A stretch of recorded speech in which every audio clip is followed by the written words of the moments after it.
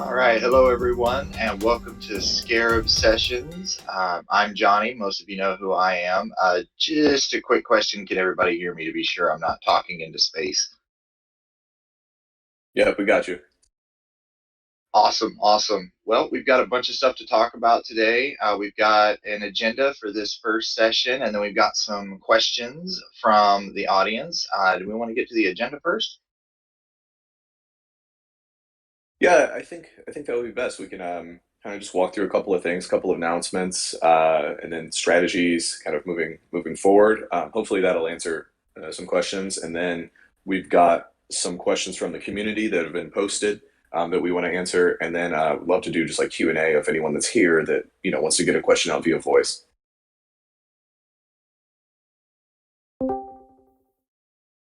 All right.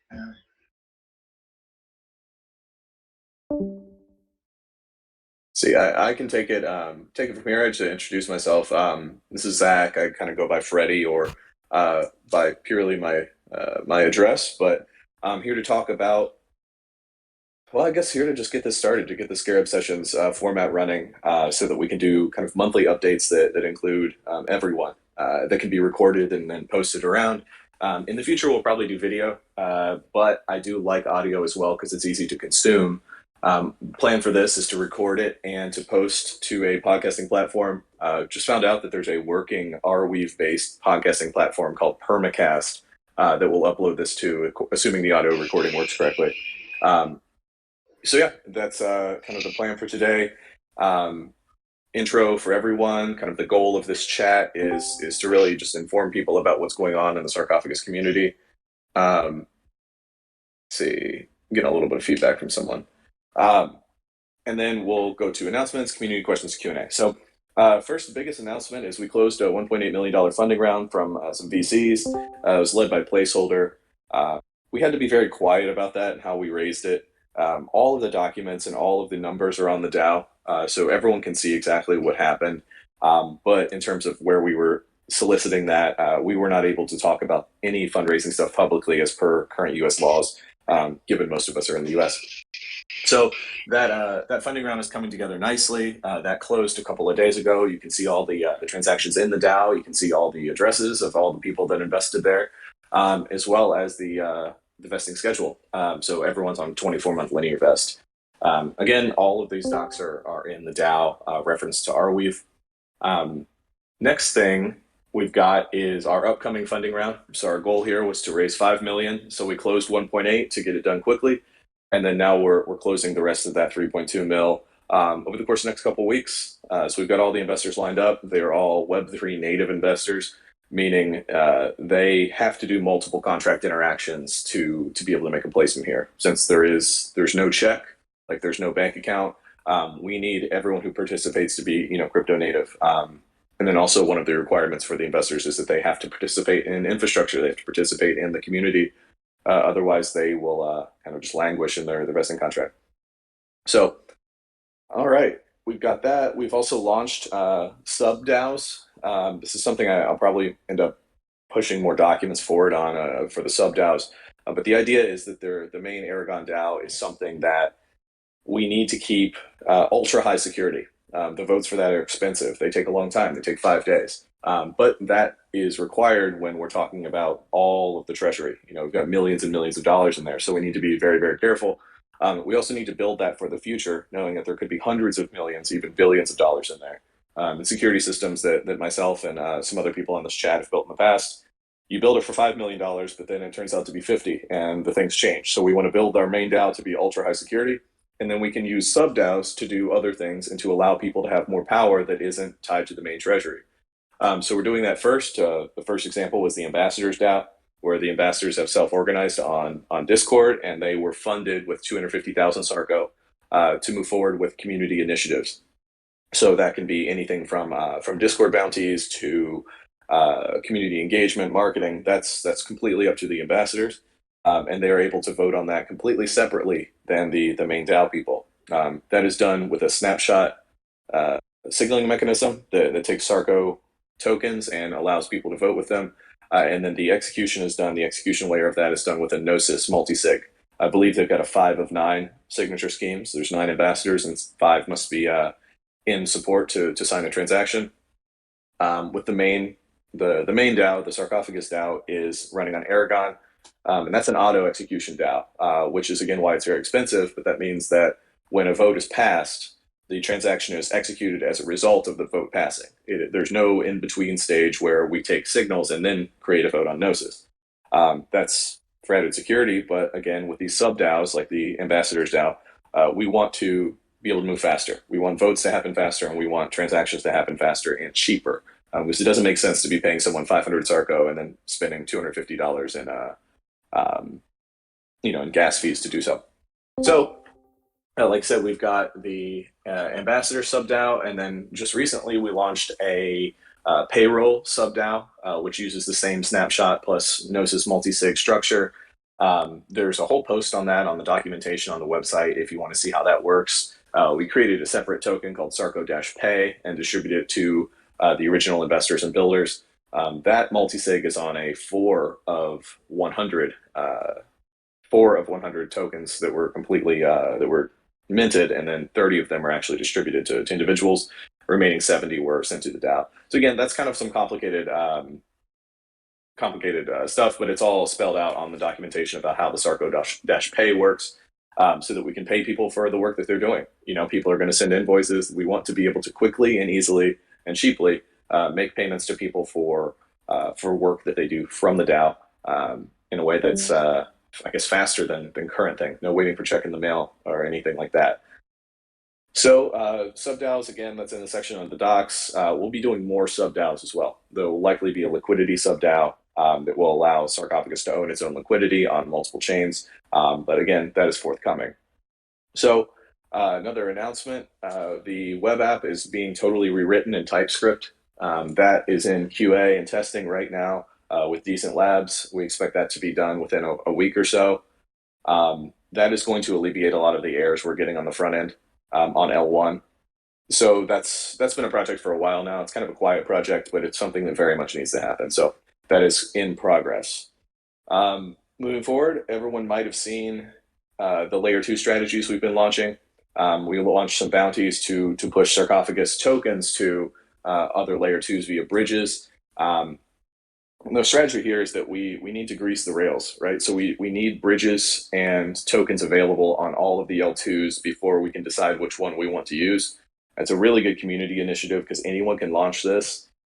We just have to verify that there's not been any malicious interactions with the code. So, if someone launches the Sarco token on BSC, we need to make sure that the logic that's implemented there is the same as the ERC20 token. So it looks like a couple of those have been completed already. One actually got completed like 45 minutes after we posted it, which is unreal. It's amazing. So we've got a lot of people attacking these bounties. We've got some very obvious roadblocks in the way for some of the more centralized L2s.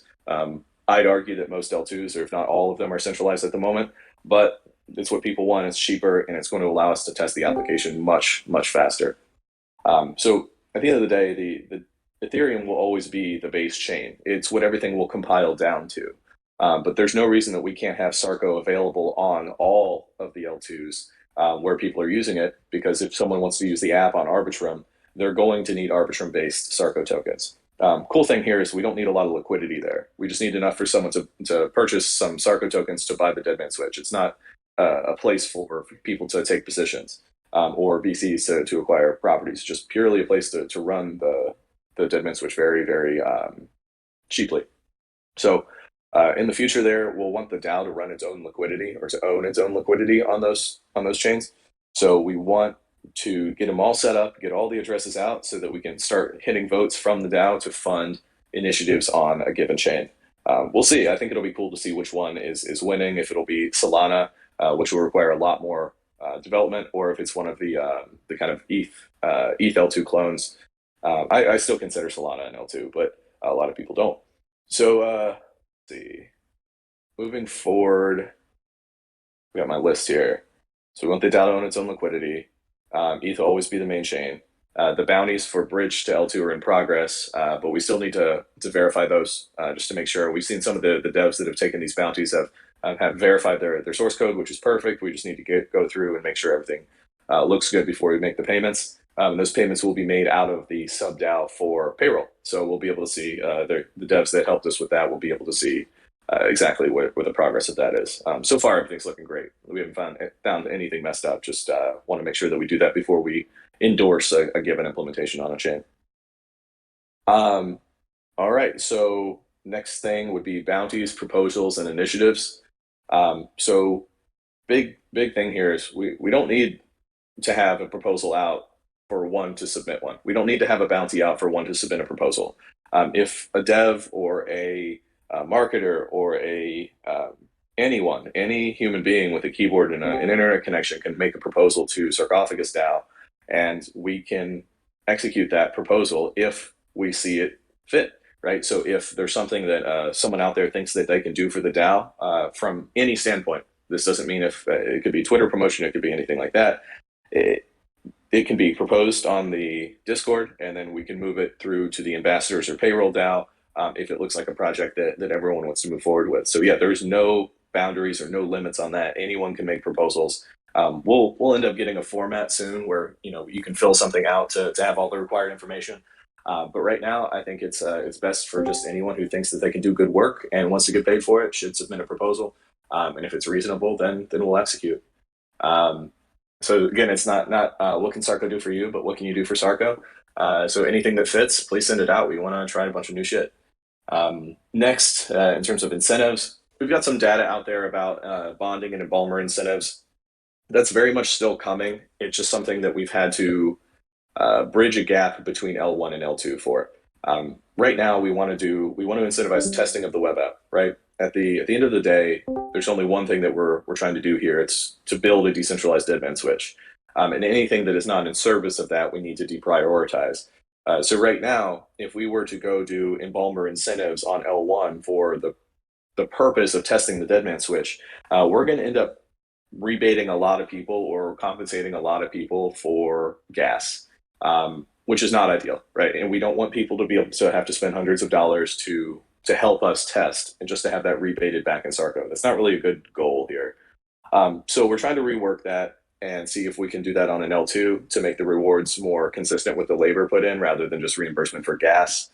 And then same with the bonding incentives too. So very much still coming. There's a lot of civil resistance mechanisms that we have to work on there that just make this really, really tough. So very much embalmer incentives and bonding incentives coming. It will be all on-chain based rewards or all on-chain based drops. So anyone who's interacted with Sarcophagus, has tried it, not just token holders, not anything like that, but people who've used the actual application on a given chain will be rewarded.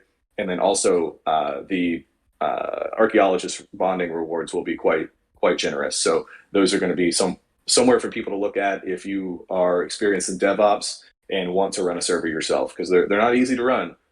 They're not the hardest thing in the world, but they're also not easy. So we're going to be incentivizing that quite effectively. And moving on to another section here, really want to prioritize more DAO to DAO interaction. How can we work with other DAOs directly, right? Like, are there other DAOs out there that want to say, do a swap with their tokens and our tokens? Do they want to provide services to them? Do they want us to provide services? Whatever we can figure out there, I would just love to start doing more DAO to DAO interactions so that we can start tying communities together and then working with other people's resources. So we've got cash, we've got Sarco tokens, we've got a lot of people to provide value. So I think that it will just be a really good initiative there. Really just more of a philosophical thing. There's no reason DAOs have to only work with centralized institutions. We can work with other DAOs.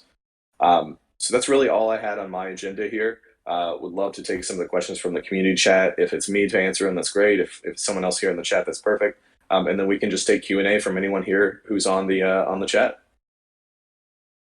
Awesome. Thanks, Zach. That was awesome. We just have a few basic questions. Some of it might touch a little bit on some stuff you already said, and then we have, looks like 4 good community questions. The first few questions I'm asking are some that have come into me over the last month or so. They weren't posted in the chat, but they're ones that have been asked of me. One specifically about the bridge contracts. What do you guys actually look for when you're checking over these bridge contracts to new chains as far as the security goes? Like, what are your checks? really just making sure that I mean, there's a couple different ways of doing this. Like if the contract came out of a factory, we're just trying to make sure it matches the ERC20 implementation.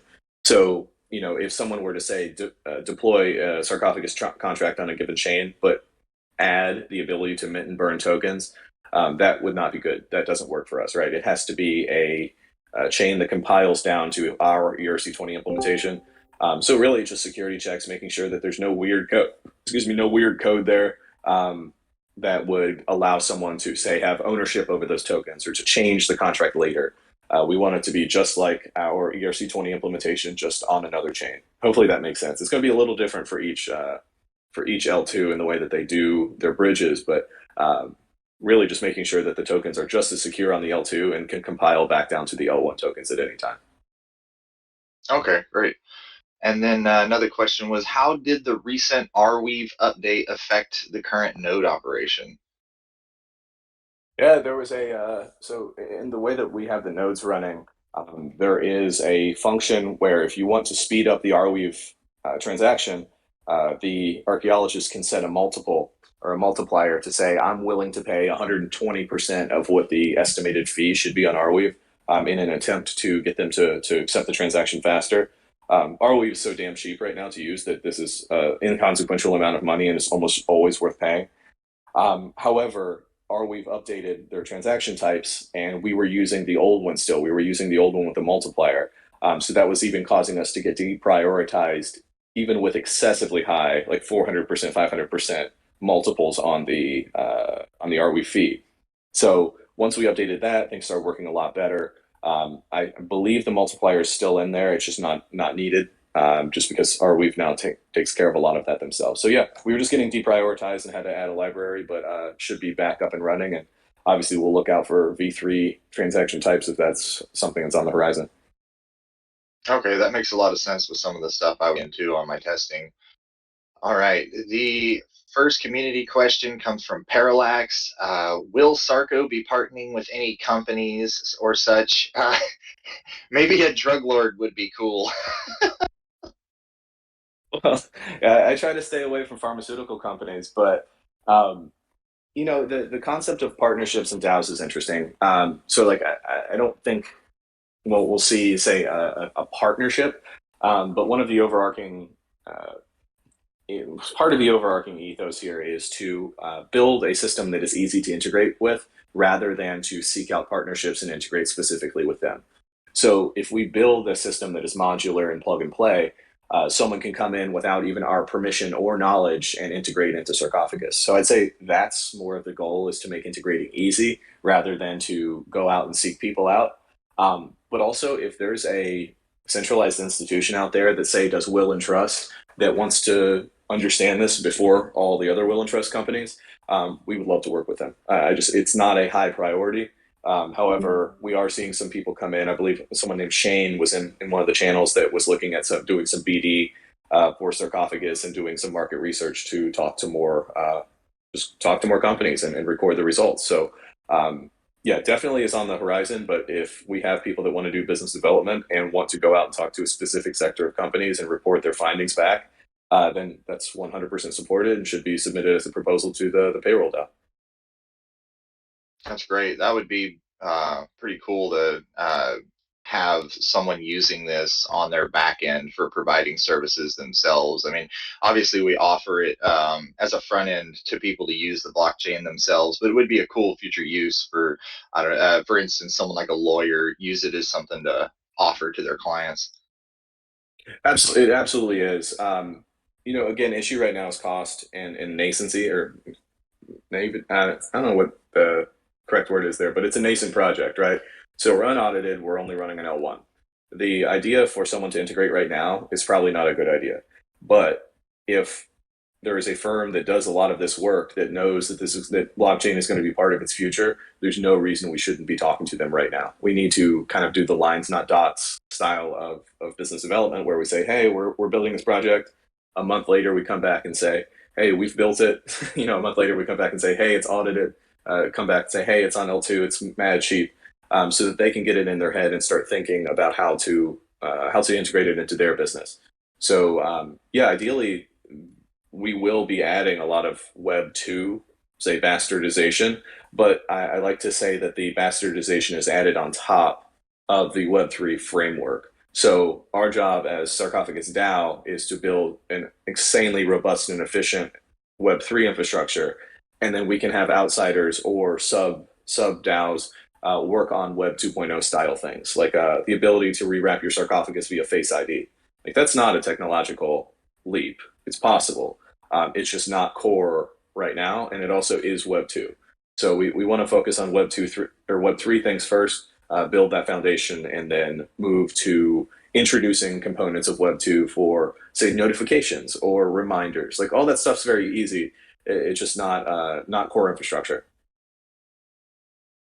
All right. And then our next question is from one of our ambassadors, Unworthy Data. When will Sarcophagus become a service for the non-crypto public? As in, when can my parents use it with a credit card and their emails? He's asking about Web 2 integration.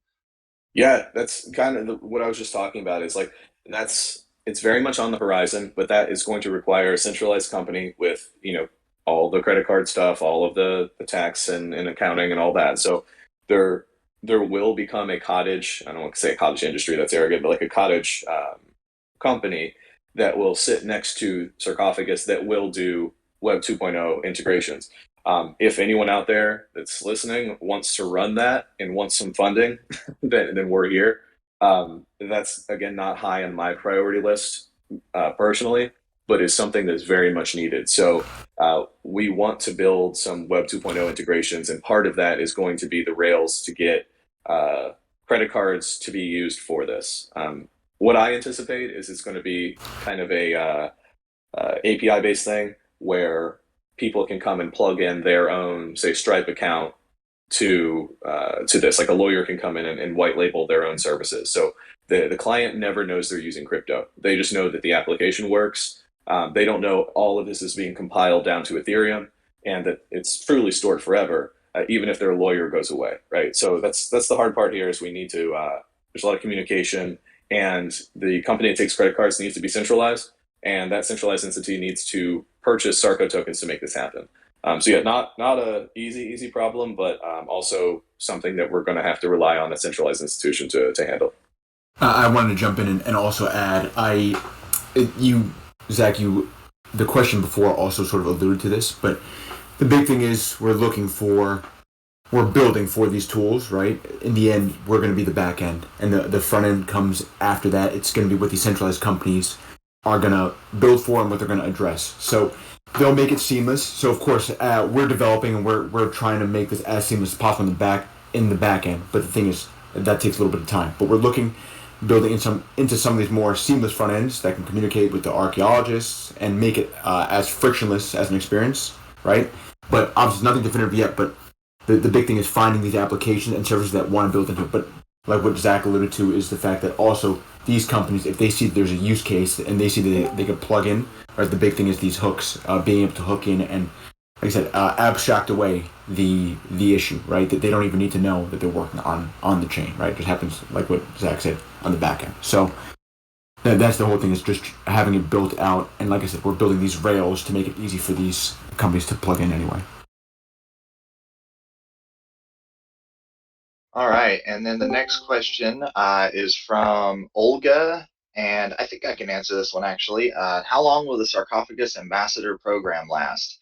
That program doesn't really have any defined end to it, because the whole purpose of the program was to try and support the community and help just help people like get introduced to the concept, learn about the project, and assist with kind of community growth and outreach. Like we had a huge influx of people from China in the last week, so the ambassadors, it's been kind of their duty to help get those people introduced to what's going on in our community here. So that basically, I mean, the ambassadors will last as long as they fulfill their purpose.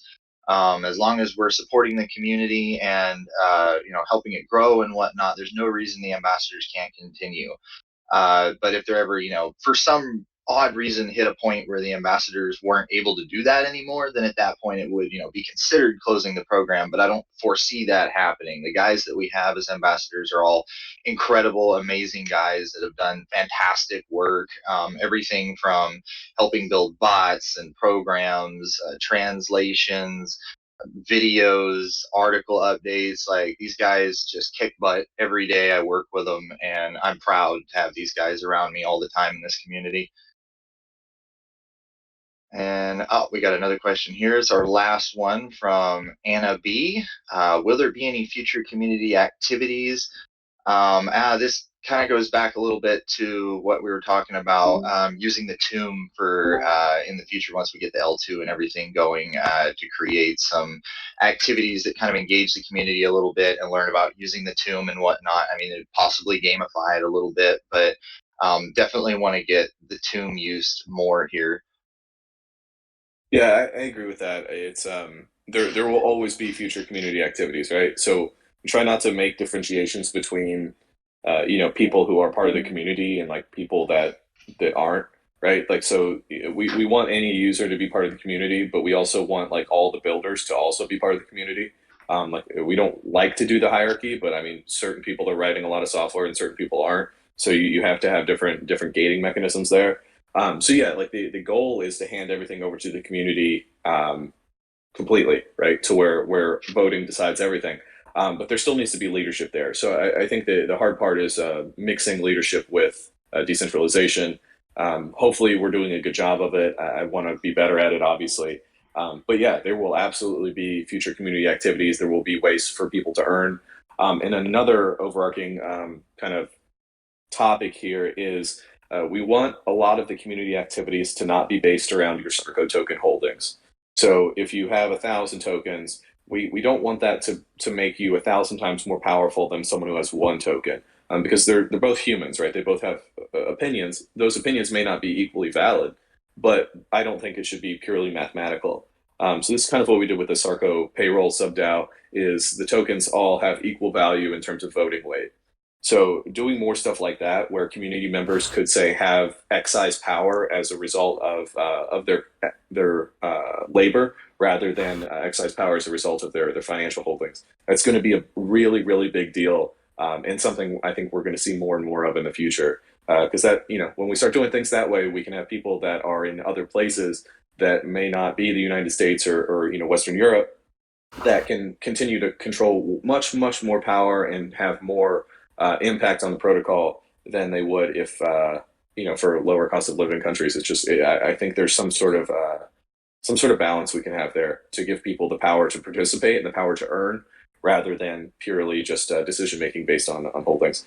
Hopefully that makes sense there. And there's a lot of cool games we can play. But go ahead, whoever's talking. I wanted to also jump in and add that, along with what Johnny mentioned is being community activities like games. Obviously, the community is also engaged in making content, developing a strong ecosystem, similar to what Zach is saying. This is a decentralized community, right? So there is no one centralized goal that we're going for, right? But we are trying to build, and the whole idea is to build robust adversarial systems, right, for anyone to be able to use and to get access to.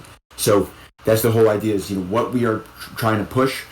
It's something that we want to see built and applied to the world around us. So, there are many different strategies that we can utilize, or many different activities or tools that we can use to go and make this system and make this protocol much more robust.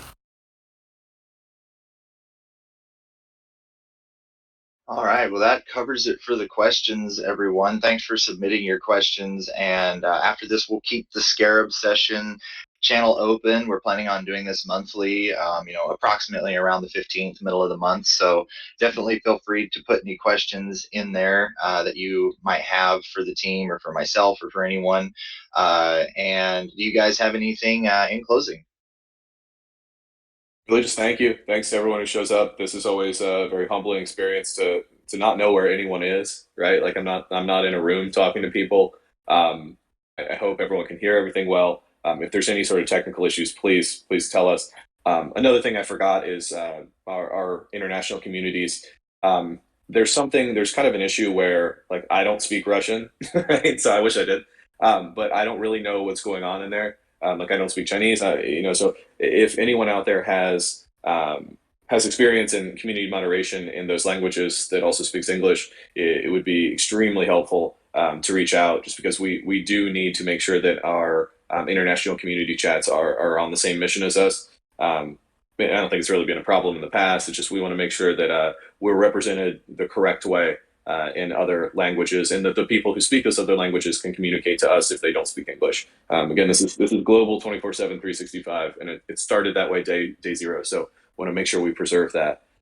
So also want to try to keep these short and kind of to the point, and not really too discussion based. But if anyone here on the chat has questions that any of us can answer, or just thoughts, I'm happy to stay on for a little bit longer, and then we can get the questions ramped up for next month, or things that just we want to talk about in the chat. So yeah, thanks everyone, and feel free to speak up if there's a question.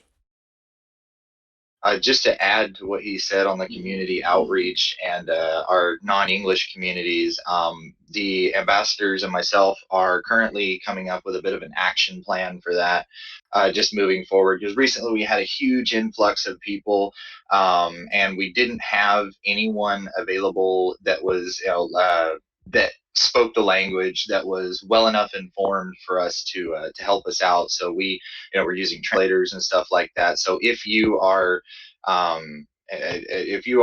of how the protocol works and you understand it, and you do speak a different language in like one of these channels that we have in our international section, definitely reach out to me or one of the ambassadors. We are definitely looking for help just with general information and stuff, answering people's questions. We try to be in those channels the best we can, but like I said, they're not English, so we usually have to play catch up quite a bit using like Google Translators. So always looking for help with the outreach there. And it's been suggested to us to open up another Telegram for Chinese members, because that's their preferred medium. So we're talking about that.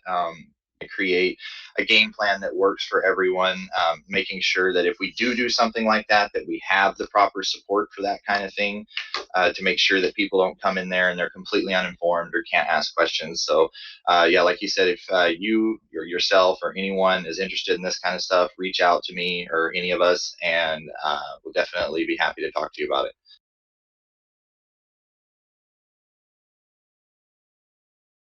I'll give everyone a minute here. If you have any questions, feel free to unmute and ask.